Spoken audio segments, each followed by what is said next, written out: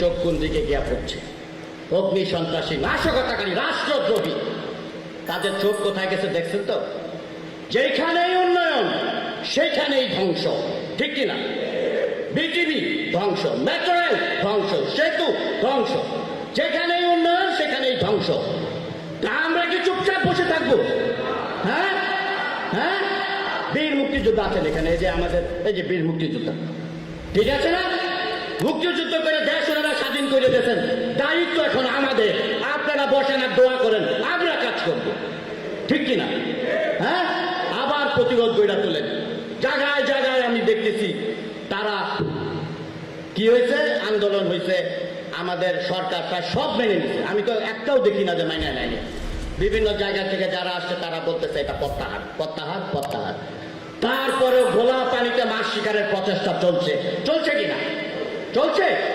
তা আপনারা যার যার জায়গা থেকে অ্যালার্ট থাকবেন। গোটা বাগের আগে আমরা দুর্গ গইরা তুলবো। কি করে উঠল?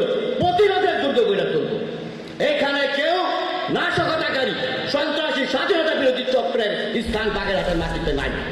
কথাগুলো রাজনৈতিক হয়ে যায়, কিন্তু এই রাজনৈতিক দর্শন আমাদের মধ্যে আছে, ঠিক আছে কিনা?